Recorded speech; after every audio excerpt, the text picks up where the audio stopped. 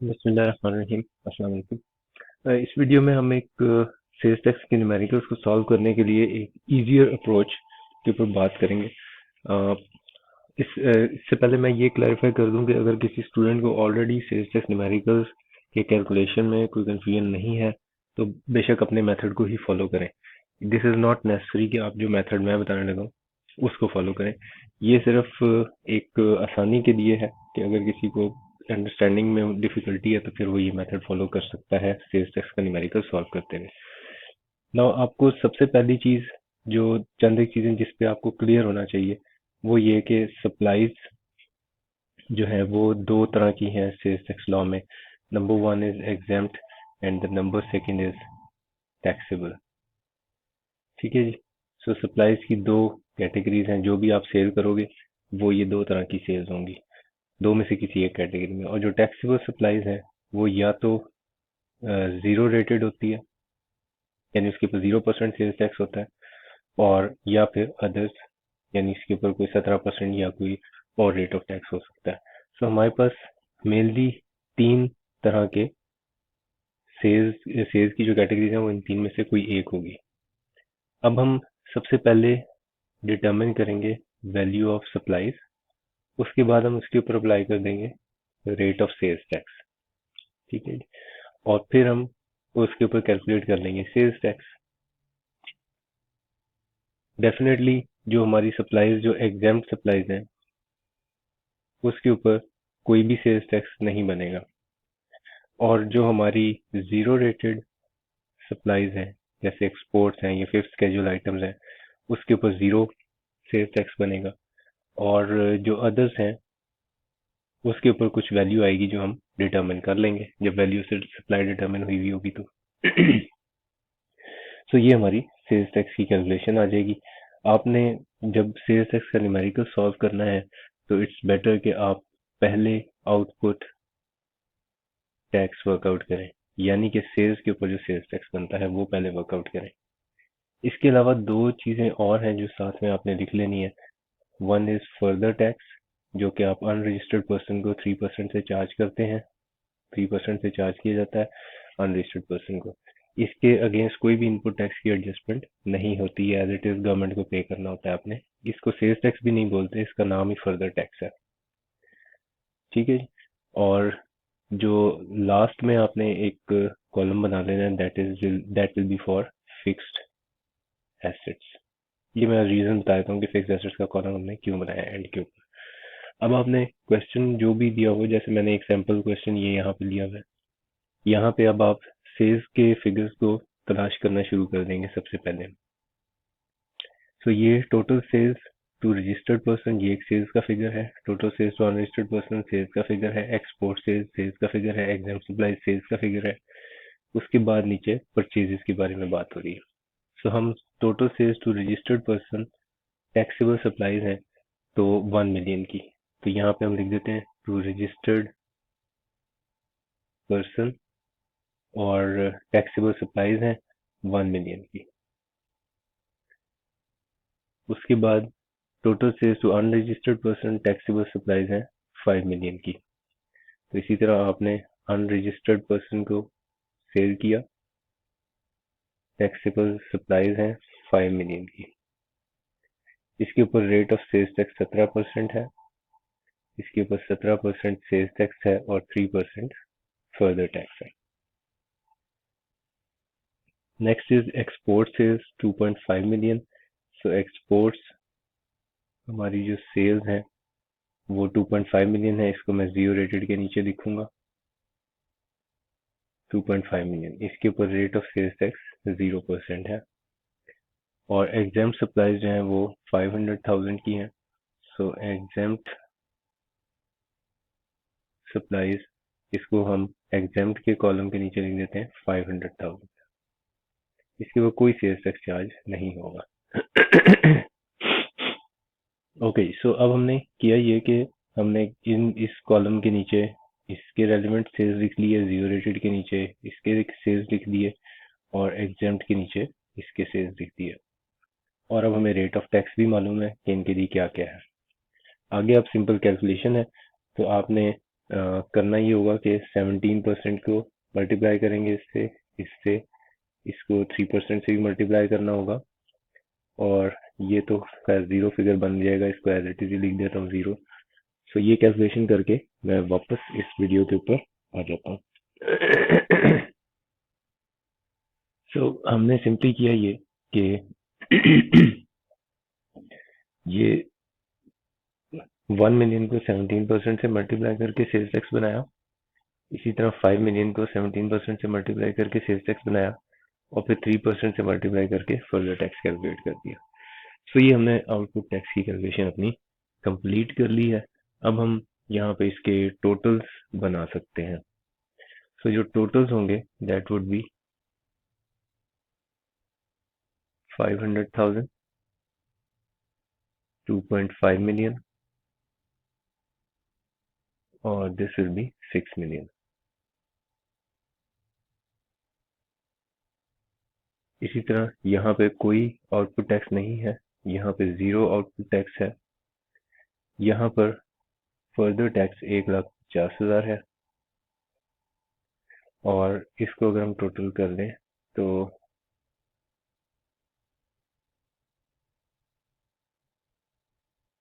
10,20,000। सो ये हमारा output tax बन गया। ठीक है जी। सो ये आउटपुट टैक्स की कैलकुलेशन हमने कंप्लीट कर ली।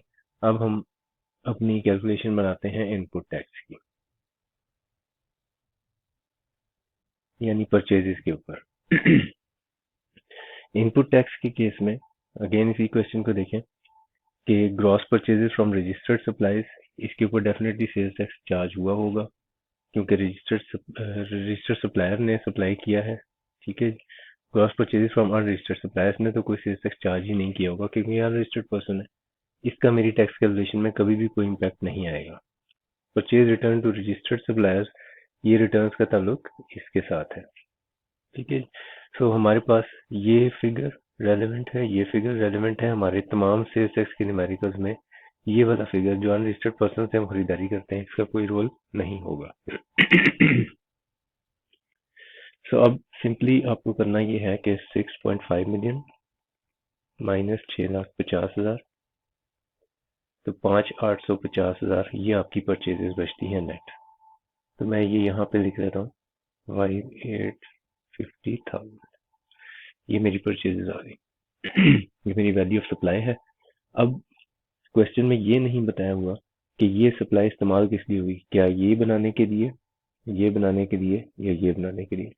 तो जब क्वेश्चन इस चीज के ऊपर साइलेंट होता है, तो फिर इसका मतलब ये है कि ये आइटम तीनों को बनाने के लिए इस्तेमाल हुआ है। यानी एग्जाम्प्ट को भी, रिलेटेड को भी, और टैक्सेबल जो अदर सप्लाईज हैं उनके लिए भी। तो इसलिए अब हमें इसको एलोकेशन करनी पड़ेगी। तो हम कैसे करेंगे, 5,850,000 इसको मल्टीप्लाई करें 500,000 से, और डिवाइड करें इन तीनों फिगर्स का जो भी टोटल बनता है। ठीक है।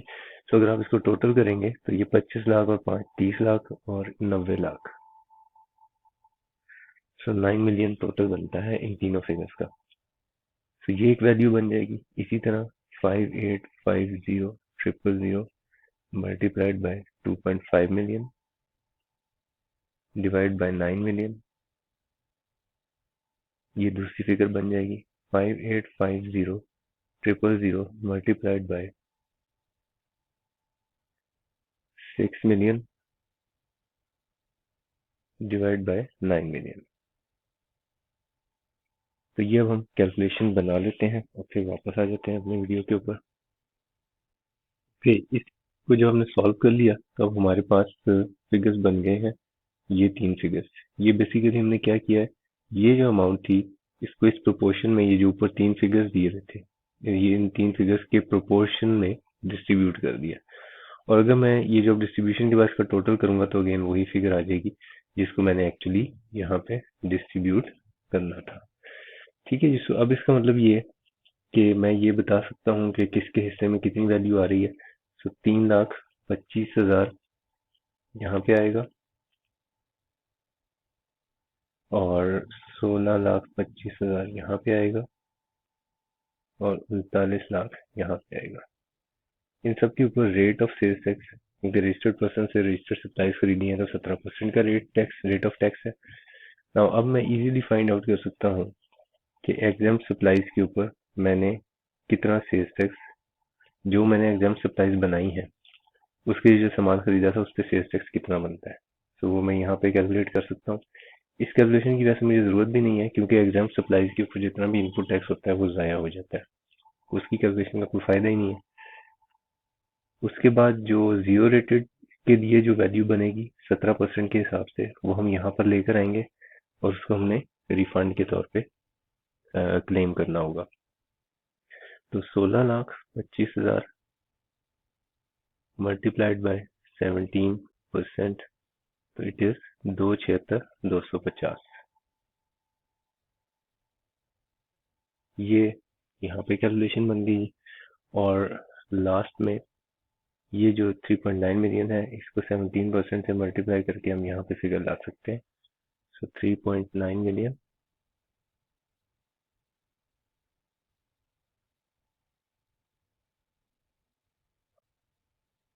into 17%, so it is 663,000।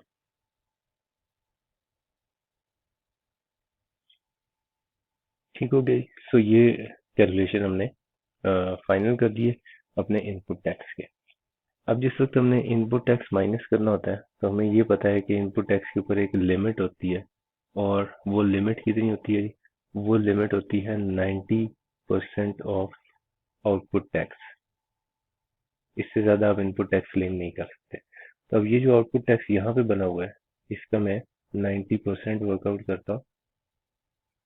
ठीक है, सो ये कितना बन जाएगा? 1,020,000 इंटू 90%, इट इज 9,18,000।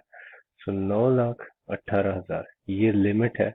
इसमें इनपुट टैक्स अगर फॉल करता है तो मैं क्लेम कर सकता हूँ।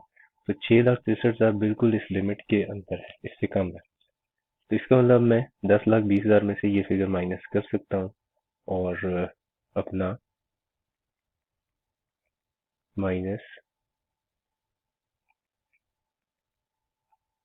3,57,000 ये मैंने अब सेल्स टैक्स पे करना है। इसी तरह 1,50,000 का मैंने फर्दर टैक्स पे करना है, और जो रिफंड मैंने कैलकुलेट किया है यहाँ पे वो कितना है? 276,250। ठीक हो गया। तो ये हमने एक कैलकुलेशन बना ली जिससे हमें सेल्स टैक्स के सारे हिसाब किताब पता चल गए। लेकिन आपने ये जो कैलकुलेशन है सारी, इसको वर्किंग के तौर पे शो कर देना है, वर्किंग वन। और जो आपका क्वेश्चन जहाँ पे आपने आंसर लिखना होगा, यानी let's say this is question one, तो मैं आंसर वन जब लिख रहा हूँ तो मैं इसको खूबसूरत तरीके से प्रेजेंट करूंगा। और वो कैसे कि मैं देखूंगा कि अच्छा इस बिजनेस का नाम क्या है, star enterprises. So I write it like this, star enterprises, sales tax payable for tax period. Month देख लें कौन सा है। जून। ईयर नहीं बताया, चले हम भी यहाँ पे जून लिख देते हैं। ठीक है। सो ये जिस साल का जून है वो हमें नहीं पता, बस जून लिख दिया हमने। अब आपने यहाँ पे खूबसूरत सा अपना आंसर लिखना है कि जी सबसे पहले आप लिखेंगे कि मेरा आउटपुट टैक्स कितना बनता है। तो वो फिगर अब आप इस वर्किंग में आपको रेडिली सारी फिगर्स बनी हुई मिल जाएंगी।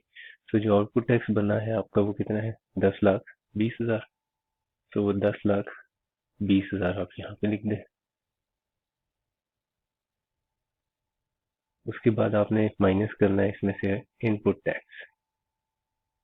ठीक है। तो इनपुट टैक्स का फिगर आपने यहाँ पे बताना है कि वो कितना है। 6,63,000 ये आपने बनाया है। तो आप यहाँ पे इसको एक इनर कॉलम में लिखेंगे 6,63,000, लेकिन इसको 90% ऑफ आउटपुट टैक्स। ठीक है, इससे कंपेयर करना है। 90% ऑफ आउटपुट टैक्स जो आपने कैलकुलेट किया था वो भी यहाँ पे हुआ है 9,18,000। सो 9,18,000 इसमें से जो कम होगा, लोअर ऑफ अबव, वो आप माइनस करेंगे, सो 6,63,000 माइनस होगा। ठीक है, सो इट गिव्स यू 3,57,000। सो 3,57,000। अब अगर सवाल में कोई फिक्स एसेट्स की परचेज दी हुई हो तो वो आप फिर यहाँ पे फिक्स एसेट्स का जो इनपुट टैक्स है वो आप पूरे का पूरा माइनस कर सकेंगे, अगर कोई दिया हुआ। यहाँ इस सवाल में नहीं है तो इसलिए हम इसको कोई फिगर नहीं लिखते। तो 3,57,000 आपका पहला आंसर तो ये होगा कि ये आप लिखेंगे सेल्स टैक्स पेड। ठीक है जी। दूसरा आप बड़ा खूबसूरत करके लिखेंगे जी, further tax payable. Further tax payable, इसमें कोई एडजस्टमेंट नहीं होती। ये स्ट्रेट जो आपने 3% से कैलकुलेट किया था 1,50,000 का फिगर, यही आ जाएगा। 1,50,000 और इसके नीचे डबल लाइन कर दें। उसके बाद refund on zero rated supplies, वो लिखते हैं। जीरो रेटेड सप्लाईज का देखें यहाँ पे कितना आपने रिफंड बनाया, 276,250। तो यहाँ पे लिख दें 276,250। ये आपका रिफंड। तो ये तीन फिगर्स आपने अलग अलग मेंशन कर देनी है ना। इसके अलावा कुछ सेल्स टैक्स कैरी फॉरवर्ड भी हो सकता है। वो किस सूरत में होगा?